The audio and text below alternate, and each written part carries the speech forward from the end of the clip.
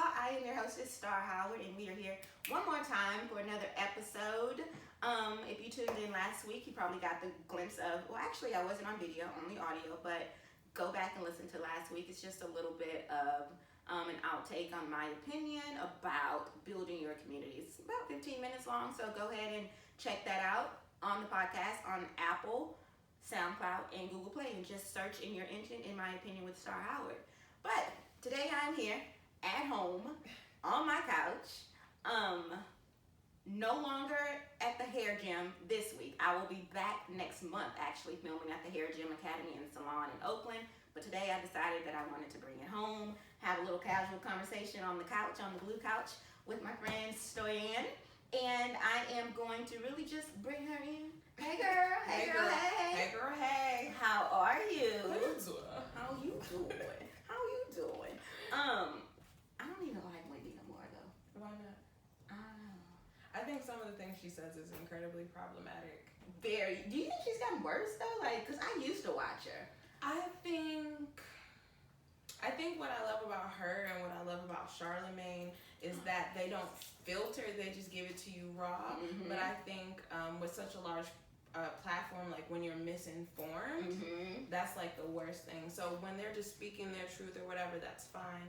But when they're speaking things and it's from like a misinformed place, then it's just like, ugh. Yeah. Because it's just like, I think that you need to know like your privilege. Like we have, we're just like blessed to know how to filter certain things. Like, okay, well that's not true or whatever. Mm-hmm. But people like those are like the same people who will like listen and let that resonate. The same people who go on Facebook and just like, oh, that looked like it makes sense. Click and share it. Yeah. And it doesn't. It's not true. It's not true. So though the one thing like with Wendy that was problematic to me, I felt like hers was a little more like pot stirring in what she does. Like Charlemagne, I feel, and I don't want to defend him too much, but I love Charlemagne because he doesn't have a filter. Yeah. But he will say, well, I don't know. Like if he don't know something, he will say, I don't know. But anyway, this is not what this podcast is about. We're not talking about Charlemagne and Wendy, but I thought it was a little hot topic. And actually, the funny thing about that, though, they both used to work together. Like, didn't she give him, like, one of his first starts? Have you read his book? Yes, Black Privilege. Love it. Me too. Love it. Yeah, she did give him his first start, and he wasn't even paid for it. Mm-hmm. And her husband and Charlemagne got into a thing, and then now she acts like she doesn't know him. And Charlemagne was like, it's no hard feelings. And I expect he always give her respect though. Yeah, for giving he him always gives her deference. Yes. Yeah. All right. So, how did we meet? I usually like to start the podcast out on how we met. Okay. And my perspective. It was during the State of the Black Relationship. It was either It's so loud in here. It's okay. Go ahead. It was October or November of last year. Mm-hmm. Yeah. It was the first one. It was about sexual harassment. And we met online first via email. Right. Yeah, and so I think I was the last one who was kind of like corralled in because I knew Denmark, and I was just like, hey, I think you guys are missing some of these things in the piece that you guys were doing. And between Denmark and Ryan, I kind of just got pulled in. And I provided like information and pamphlets and right, that's what it was. Yeah, because of your work, right? Yeah. You were working. Were you working in the same place that you were just in? No, I was working somewhere else. Oh, okay. Yeah. Okay. So first impressions. First impressions of Starr. So this is the thing, when I meet people, I'm actually inherently shy. When I was a kid, I would not speak at all. So I just really kind of just like lay back in the cut and just like see, who people are, how they show up. You actually, one of the things me and Gerald like laugh about a lot is you actually look like one of our friends from college named Kia. And so, hey, Kia. So it was like kind of comforting. And then I knew Denmark, and then it just felt like a really nice blend and mesh. And definitely the group had like a lot of good energy, which I definitely appreciated. Right. And you know what too, like when you bring up the fact that you're shy, that's what I was gonna say when I was gonna mention like my first impression of you. Like you were not standoffish, but initially Yeah. quiet, but informative because of your background. You Yeah. knew, the topic. You were informative, but you could tell when a person warm up to you because they don't shut up. Like towards the end, because the event was like, what, 2 hours? 3 hours maybe? The whole thing, like, and then there was a fallout. Yeah. And then after the event, we were outside, and it was just like, then Stoyan came out. The real Sto came out. It comes out in like stages. Like I'll start talking, and then my craziness will come out, and then it's just boom, here I am. And it's no going back. No, it's not going back. No going back. Straight, no chaser. You know what's so okay? So speaking of that though, and state of the Black relationship and all that stuff. And one of the things that, in our whole interaction with each other, I was told, in my defense of you, I was told that Stoyan's polarizing. Polarizing. Okay. And my question for you, because of you are very opinionated, which I love, which, it's the podcast, in my opinion. You're very opinionated and you're very strong in your convictions. Yes. But to some people, it comes off as polarizing. Do you think that it's because you're a woman? I think that, and so we're looking at it from the state of the Black relationship. Have you heard of anything? Obviously you haven't heard of anyone calling you polarizing because you were very shocked. But has anyone ever had any issue with the fact that you are outspoken and opinionated and don't take no shit? So I really believe in certain situations, step up, or step down, A thing for me is you could be anything in this world, but don't be ignorant. Right. So if you're based on the work that I've done, how I approach situations is different than how 19-year-old Stoyan approach situations. Because I consider my audience, whether it's just one-on-one, multiple people, I look at my tone, delivery, because intent is not as important as delivery. How are you going to receive this message? But after a certain point, if someone is just going to keep throwing middle fingers at you, then it's just like, okay, we just gonna get straight, no chaser. And I think that it comes in waves because there was an awesome institute that originally brought me out here, the Leadership Institute. And so one of the activities that they do is they sit you around and you have this assignment to do, and they're watching you. And so as they're watching you and they break down the dynamics of everything, it's just like who gets to speak, whose voice gets heard and whatnot. And when you break those things down into, various silos, you see that people are going to listen to men more based on race. Sometimes a white woman will get heard over a male of a specific race. And then some people, like if they say, hey, trying to talk, and they're of color and they're like a lesser minority, they'll get shut down. So as many times as they speak and they get shut down, they just, they'll just stop talking. Eventually they'll just stop. Yeah. And so I remember just being incredibly shy, and my mentor, his name is Curtis Lipscomb, like I would go into rooms and I would not speak. And he was just like, you're a lesbian, you're immigrant, you're Jewish, you're Black. Anytime you go into a room, you should always have something to say and never let anyone take your story away from you. So like, listen, I'm just gonna always be myself, and I never want to leave a situation like, dang, I should have said that. Dang, I should have stood up for myself. And that's why with the situation that you speak of, I have no regrets. Because I put everything out there. I took the mild approach, but one thing that you're not gonna do, like my mother always instilled in me, like if you're not gonna take my shit, I better not see you take nobody else's shit. And my mom just raised me to be like a force to be reckoned with as far as defending who I am as a person. Wow. So I didn't know. First of all, I didn't know that you were Jewish. You list all these things that you just mentioned. I knew all of that. Right. I did not know you were Jewish. And for the listeners and for the watchers, let's go back just a little bit, because I do want to talk about like the things that your mom instilled in you, Okay. and you know, you growing up. But let's just go back and give them an idea of like like your background, because you're not from the Bay. We're both in California. Transplants. But we're both transplants. Okay.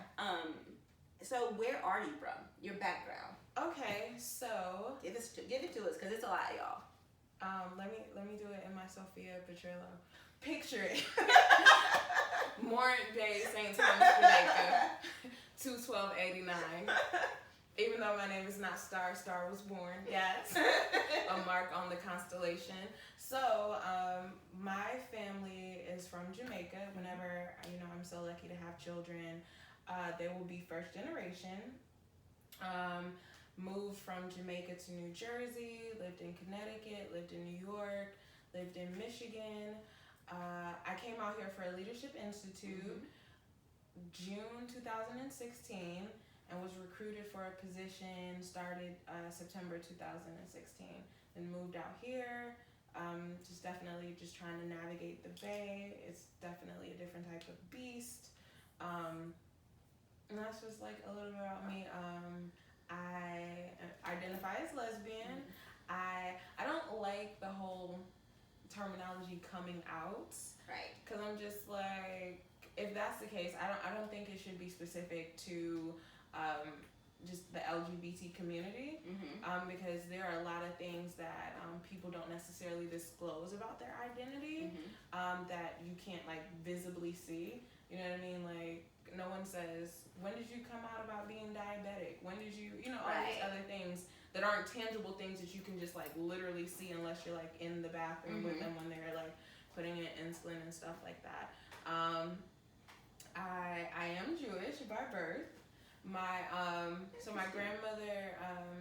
grandmother's family is white, and they moved to Jamaica because of the slave trade. They owned slaves, and your grandparents. Her family. Okay. Yeah, her family. They own slaves. There's something she does not like to talk about. Well, I'd imagine so.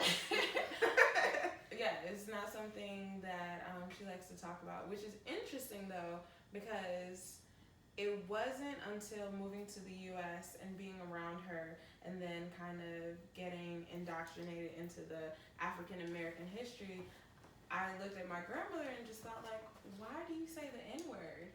Because she has all these children of varying brown colors, and I'm like, why do you say the N-word? And I had seen Roots, so I couldn't talk to her for 2 months after that. I was like, sis, we gonna have to take a time out on this. So yes, and yeah, there's just a little bit of my journey. I'm Jamaican, so the whole LGBT thing. Yes, we're gonna get into that. Was a bit problematic. We're definitely gonna get into that. Not right now, but we're gonna get into that. Okay, for sure. Because first, let me just ask you. We all know that the Jamaican culture does not tolerate homosexuality. We're gonna get into that because I need more than the time that we have to really talk about that. But we're gonna get into the next segment. But I really wanted to know how old were you when you came to the States? I was probably like 5. Okay. Yeah. So you've been in. Are you a citizen? Can I ask you that on camera? Yes, you can. I mean, in Trump's America, I'm afraid I don't know. No, see, this is the thing. I became a citizen at like 19. And let's just keep it all the way funky for like purposes of scholarships and all these other things. But I think what people don't realize is after you become a naturalized citizen, it's still like, there's still like a limited amount of protection. So if I do something, if we get into a crime together and, and I get arrested, I get convicted, like there is still an opportunity for me to be deported. Like we don't necessarily have deportation protection in the same sense that you would think of like an actual citizen. So we can still, How can I get deported? Because, I mean, sometimes, so I sit at home and watch CNN all day. Nice. And sometimes there's some things that come up and you're president, and I'm like, how can I get deported? Can somebody deport me, please? I don't know. You want to like switch paperwork? Sometimes. Yeah, but that's the, had a green card, I had all of these things. And so let me just say this since we're on camera. And that's another thing. My mother wasn't undocumented when we moved to America.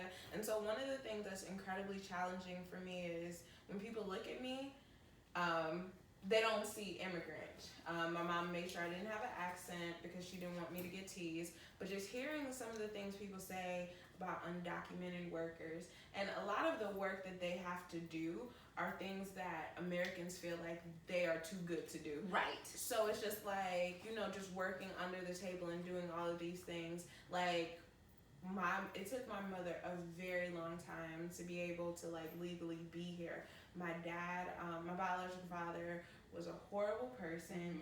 And my mother was just like, okay, well, I could stay with him and try to, get my papers, or I can make sure that my child knows that no matter what situation you're in, you always have a choice. Right. And you should always choose yourself and not, put yourself in situations where, they can, like, emotionally crumble you. So while he was at work, we left. Yes, mama. It's like a Lifetime movie. We went to Michigan because she was just like, I don't want my child growing up. But he was in the States as well.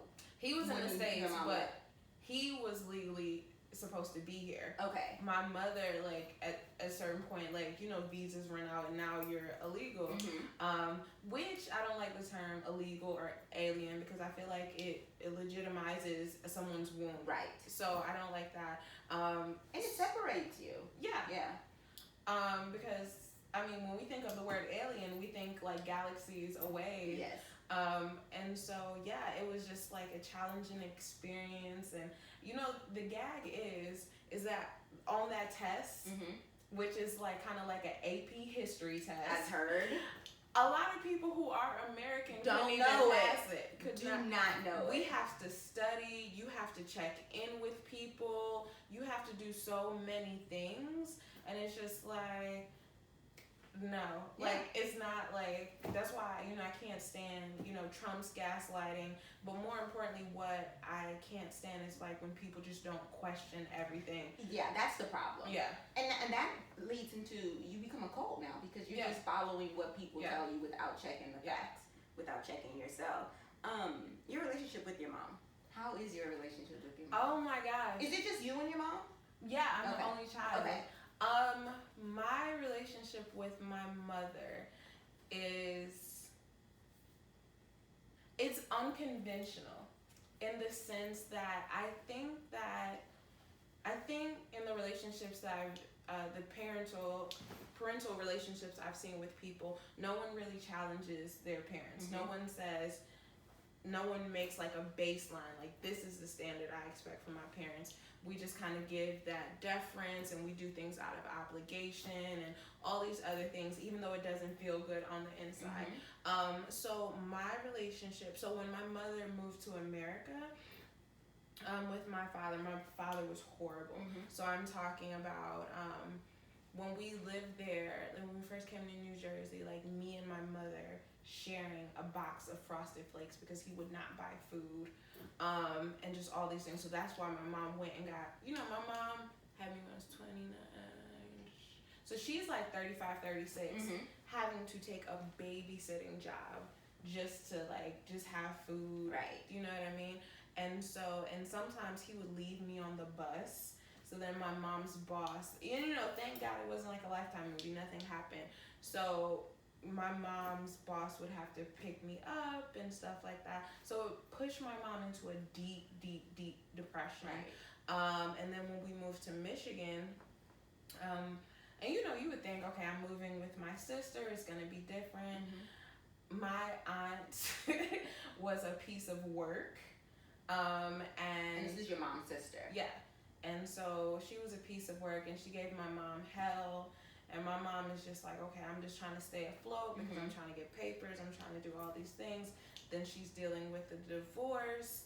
Are they gonna let her keep me? Or because my dad has more decisions, like where's all this gonna go? So it's just like falling down like a rabbit hole of depression and just like, okay, well I have my family here and they're not as supportive as they're supposed to be. I married this man he treats me incredibly unkind, and the only thing I have is this little person, and I can't have like adult conversations with you. So it just like put her into this very negative space, which thus impacted our relationship because we were not close. My mom was literally just like a financial provider. So anything that I wanted, I could have, but the thing that I wanted the most, my mother didn't give, as far as like certain, which was odd. She's very affectionate with me, but kind of like the emotional validation and stuff like that. So our relationship suffered for many, many, many years. And I would stop talking to my mother because she would say crazy things. Right. And so the things that she can't stand about me sometimes are the things she instilled in me. So this is so crazy because the last time I did a podcast, we did Black Girl Chat, and we talked about the relationship between mothers and daughters, and that's the exact thing that I said. Yeah. The exact thing that my mom instilled in me, I feel like she doesn't appreciate and she can't stand, because she instilled on probably the same things. Stand up for yourself. Yeah. Have a voice. Yeah. Have an opinion. If you feel like something is wrong, say it. Stand up for others. If you see something that's wrong, say it. But just don't do it to me. Yeah. No, and that didn't work for me and my mom because my mom, I called my mom, well, I don't like to say call out because I feel like calling out is kind of like call them up. Yeah. Well, no, I like to call people in. Call them in. And so like with my mother, where our relationship took the best turn was when I said to her, and I looked her in her face and I said, I know that there are things that happen to you that impact our relationship because I know this is all about me. And so I said, if you want to be in my life, because I said to her, like, we kind of missed the point where we're going to have kind of the cookie cutter mother and daughter relationship, but we can start becoming friends. We can have a different type of mother and daughter relationship, and then I will feel comfortable with you being around my children. I was just like, you've been hurt, and you've taken that out on me, but I've been able to unpack that, but you've never taken care of yourself. She hasn't unpacked it. She has now. She's doing that now. At that time. Yeah, but she hadn't unpacked it, and I said, if you want to be in my life, you have to go to therapy. I need proof you're going to therapy. It has to be a consistent thing. And one of the things that are very important to me is how people treat other people. So, you know, it goes back to one of my favorite quotes, and I'm gonna butcher it, by Maya Angelou. People won't remember what you did or what you said, but they'll always remember how you made them feel. So it's just like, my mom will cut you up with words. And sometimes it wasn't necessary. So I'm just like, you need to be mindful of all these things if you want to be in my life. Right. And I think that's something that a lot of people should, you know, abide by, like making requirements for anyone who chooses to be in your life. Correct. Whether it's a parent, a friend, or whatever, because emotional scars are like things that we will live with forever. And if someone is just always tugging at your emotions and not building you up, like, you're not gonna last that long. Like being healthy emotionally. Right. And it's really about setting those boundaries too. And I feel that you have to set boundaries around yourself depending on the relationship as well. And we all should have those boundaries to protect ourselves. Like, I'm a strong believer in protecting your peace. Yeah. And like you said, there are people who are gonna pull and pull and pull, and you are constantly pouring into them, but nobody's pouring into you. Yeah. And definitely. So eventually you're deflated, you're empty, and like, what now can I give? Can't even give anything to yourself because you've given so much to everyone else. And you know what though, like, and give me your opinion on this too. One of the things that in my past, you know, I used to be made to feel that was selfish. Creating boundaries, like things that you won't tolerate. There are certain things I won't tolerate people doing or bringing into my space, and sometimes people misjudge that as selfish. And my personal opinion is that's because they don't have the boundaries for themselves. Because if you haven't set boundaries for yourself, you don't understand other people's boundaries or the need to have it. So what is the one thing though that you feel that your mom has taught you, indirectly, directly, good and bad? to be mindful of how I treat other people, but also in the same breath, like, what other people eat don't make me poop, so I shouldn't be concerned. Sometimes loyalty looks a lot like stupidity, and be able to differentiate. Don't put false senses of obligations on yourself. So, just because you're my mother, that means I have to tolerate your BS. Just because, we work together, I have to tolerate. Like, people put themselves in situations where they're just like, okay, well, I have to do this because of this. Like, you hear people who,